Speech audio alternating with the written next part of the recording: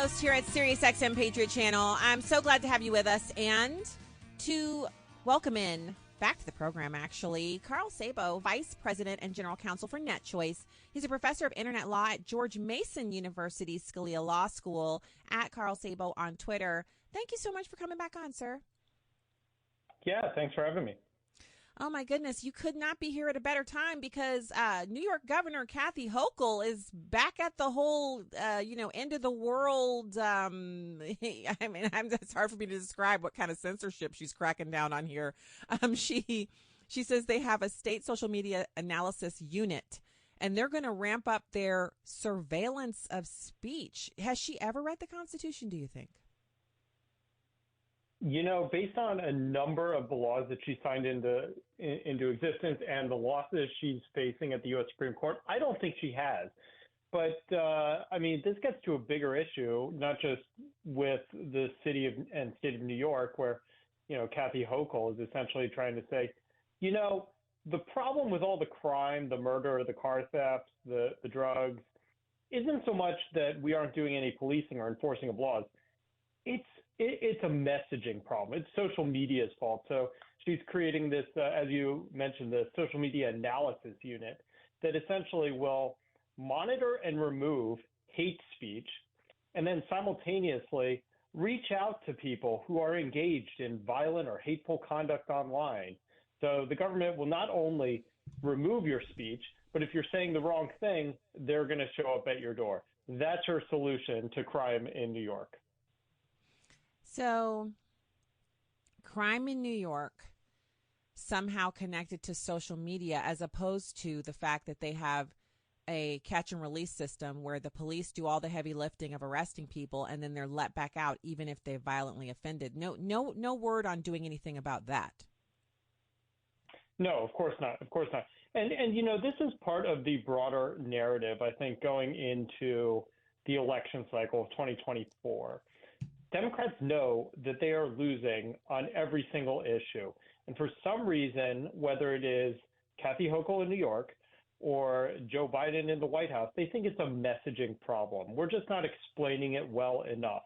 And so we're trying to see them, and what we're seeing right now is them trying to run the same playbook they did in the last election cycle. They are trying to seize control of the means of communication and make sure that only the good information gets out, and we will censor all the bad information. We've learned from the Twitter files, we've learned from the Facebook files, how the Biden administration has leaned on social media to remove content it doesn't like. We watched as 51 national security experts, and I use that in sarcastic quotes, told us all that the Hunter Biden laptop was fake. And so this is all part of a way of taking control of social media and running the First Amendment and putting Democrats in a position to control the narrative going into the 2024 election. Okay, so thank you, because there's no way they actually care about crime. There's no, and they only seem concerned when, like in D.C., the member of Congress was attacked in her own building in the elevator, or when the other member was with their parent and got carjacked, or when Hunter, I don't know if I guess that's Hunter Biden's sister, or maybe it's his niece. It was a member of the Biden family, Ashley, I think it was, who the Secret Service protection that she has, their vehicle was broken, or they were attempting to break in and they opened fire.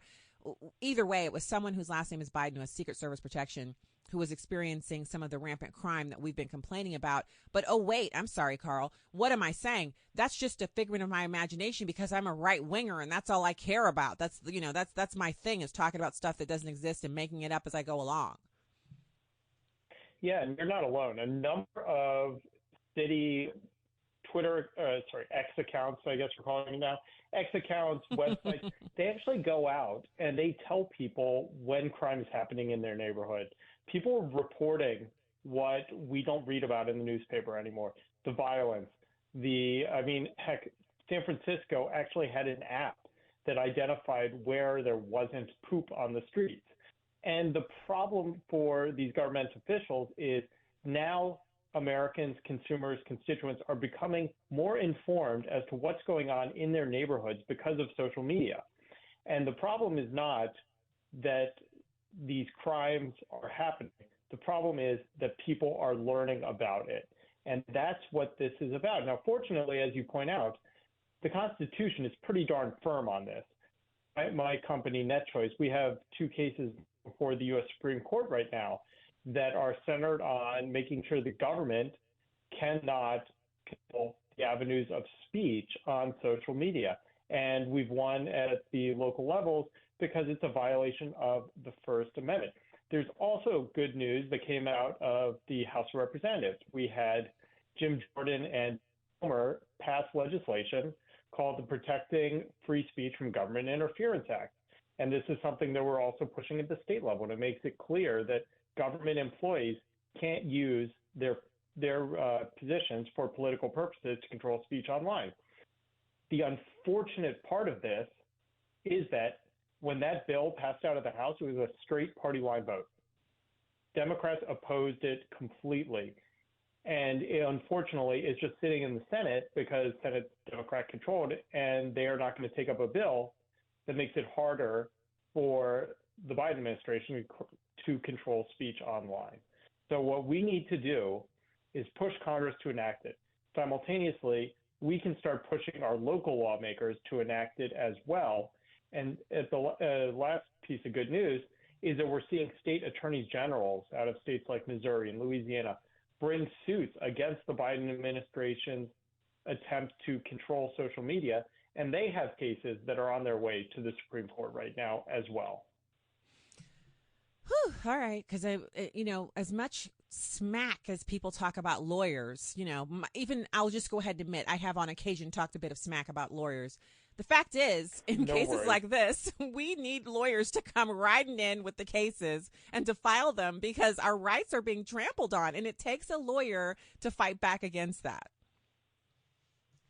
Yeah, absolutely. I mean, look, I'm an attorney. I'm a former government employee. And when I was a government employee, we were taught something very crucial. Public service is a public trust. We don't work for a political party. We work for the American people. And I think, unfortunately, too many in government have forgotten that. They have let their political perspectives, their political opinions take precedent over the good of the nation. And that's why I get up every day and fight for the First Amendment, fight for the right to allow websites and businesses to say what they want to say and block content they want to block. And the last interesting wrinkle that we just learned about is that this isn't just Governor Hochul's efforts. This isn't just the Biden administration.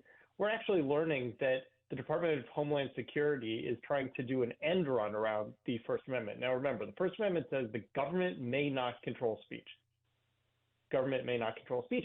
So what we're learning about is the Department of Homeland Security, famous for their attempted Disinformation Governance Board, actually has been using the grants to universities to then get the universities to do the content moderation, the censorship for the Department of Homeland Security. Kind of the idea is, well, it's not the government that's banning speech. It's, in this case, Stanford University that's banning speech, and therefore it's constitutional. Fortunately, that's a complete misreading of the First Amendment, but that, don't let the Constitution get in the way of government censorship seems to be part and parcel for a lot of what we're seeing today. Well, what I really want is for people to have a clear understanding of this, because what they'll say is, well, it's Team Democrat, so we support this because Kathy Hochul, blah, blah, blah, blah. And I say blah, blah, blah, blah, because I can think of some reasons, but none of them are relevant to protecting our rights. What people don't remember is that the pendulum always swings back in the other direction.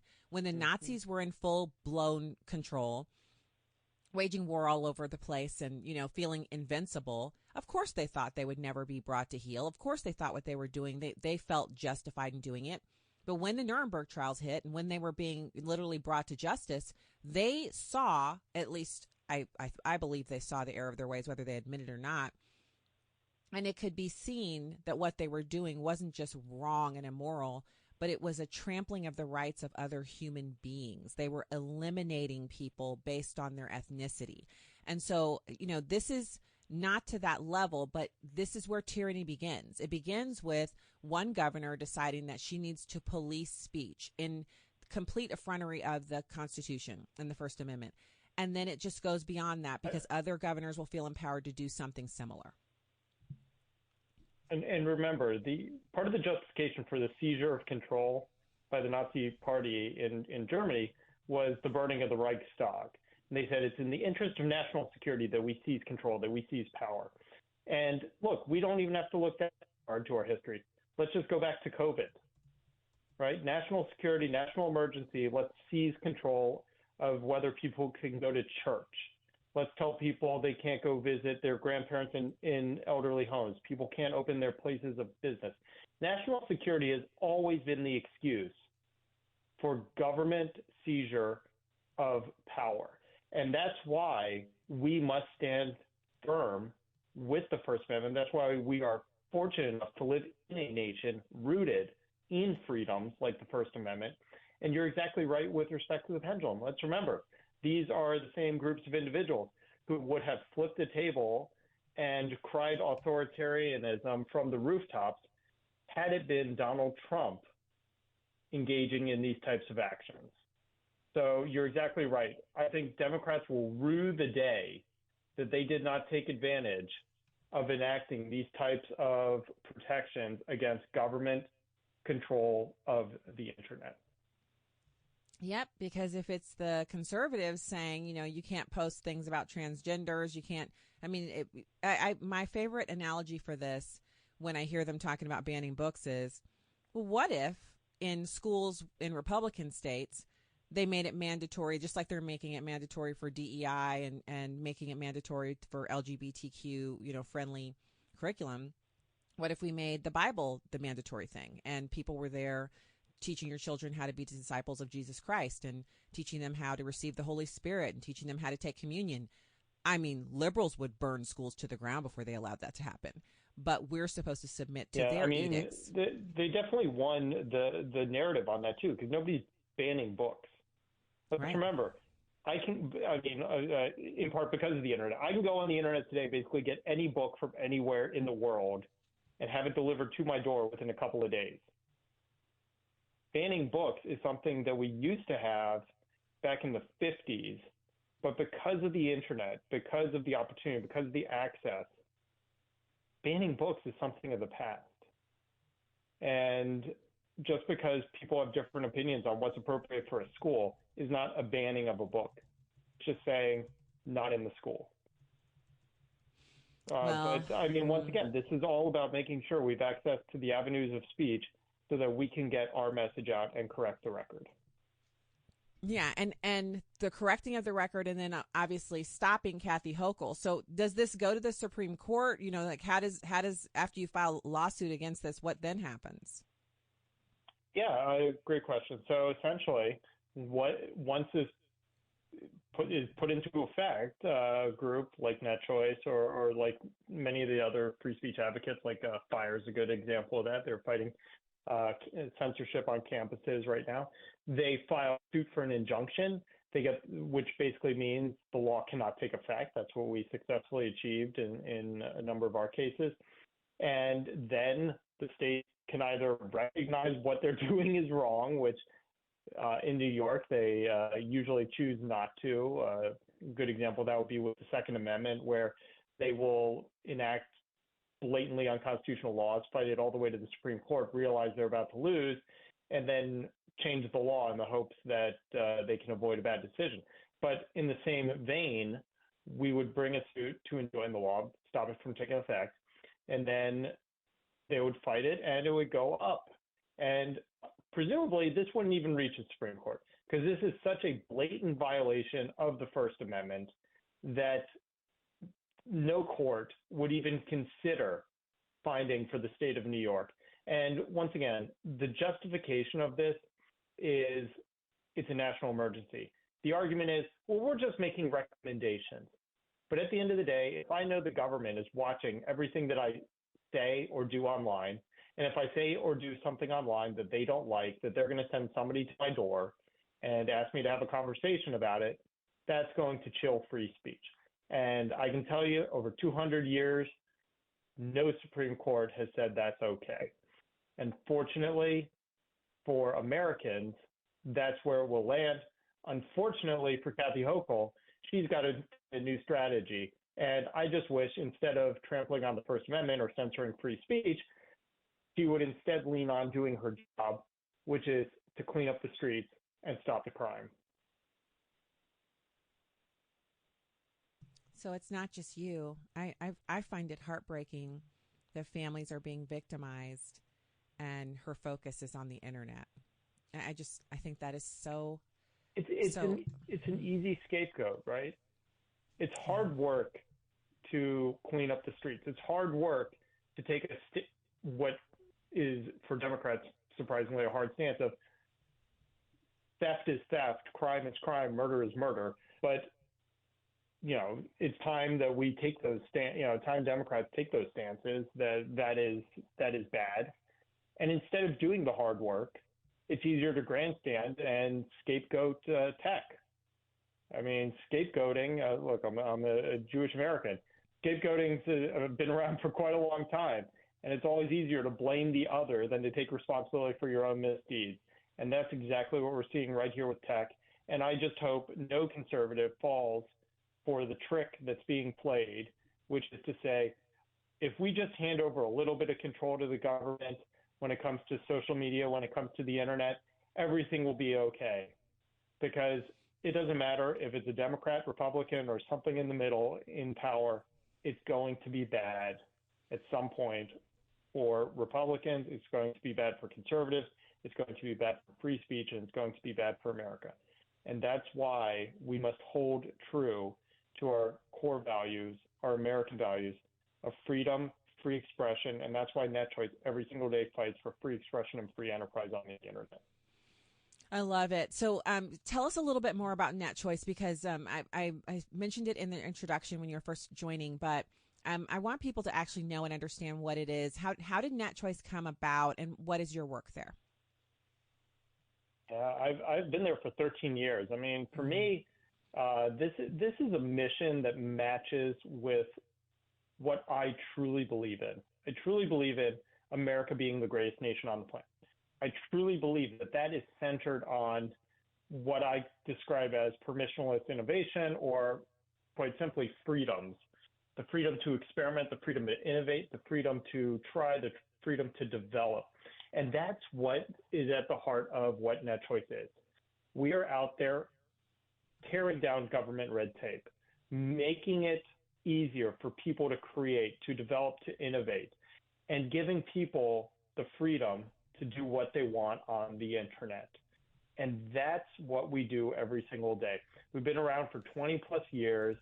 And as I said, we will take stances against a Republican if you are trying to do something violative of the First Amendment, violative of conservative principles of limited governments and free markets. We'll take stances against Democrats who do the same thing, because at the end of the day, we want everyone to have an opportunity. We want America to continue to be that shining beacon on the hill. And we know that right now is one of the most dangerous points in the history of our nation. What made America the greatest nation on the planet is the fact that people were free. We are one of the few nations on the planet that has freedom built into our Constitution. We're one of the only nations on the planet that has free speech built into our Constitution. And if we give that up, we will cease being that amazing secret sauce that makes America the greatest nation on the planet. So NetChoice, look, we got a mission statement, free expression, free enterprise on the internet, but at its heart, that's what every single one of us at NetChoice believes. That's what every single one of us at NetChoice is fighting for every single day. Oh, I'm so grateful for that. So as we close out here, are there any other cases besides Kathy Hochul and her nonsense, any other cases that we should be on the lookout for, or anything else we need to know, Carl? Yeah, absolutely. So one of the things that's kind of gone under the radar, President Biden just the other week issued what's called the Executive Order on Artificial Intelligence. Basically, I would not say to anybody, go read it unless you have narcolepsy. It's about 100 pages long, but what's buried in there actually is the opportunity and power for the Biden administration and the Biden government to actually seize control of the avenues of communication. It is written incredibly broadly. It then asks all, dozens of government agencies to start creating rules. That's a short, fancy word for laws or regulations that it can use on businesses, that it can use to coerce and compel social media to remove and restrict content it doesn't like. And almost like a sad joke, the basis of this executive order, and I wish I were making this up, is because President Biden saw the new Mission Impossible movie where artificial intelligence is the bad guy. And therefore, he rushed and wrote this bill or this executive order. I loathe to think what he's going to do when he sees the movie Godzilla. But one of the reasons why they did this is because many Democrats still believe fundamentally that Hillary Clinton lost the election in 2016 because of social media, and they want to make darn sure that they have seized control of the avenues of communication and that artificial intelligence doesn't do to Joe Biden what social media did to Hillary Clinton. So that's one of the things that we all need to be on the lookout for. Anytime you see government trying to create a new rule, new regulation, even if it sounds like a good idea, we just need to stop and think, what are the unintended consequences? How can this be used in nefarious ways, and how can this be used in ways to hurt us? Harm conservatives? Yeah. Carl Szabo from Nat Choice, thank you so much for being with us. And that's the show, and that's the week. Back with you on Monday. God bless you.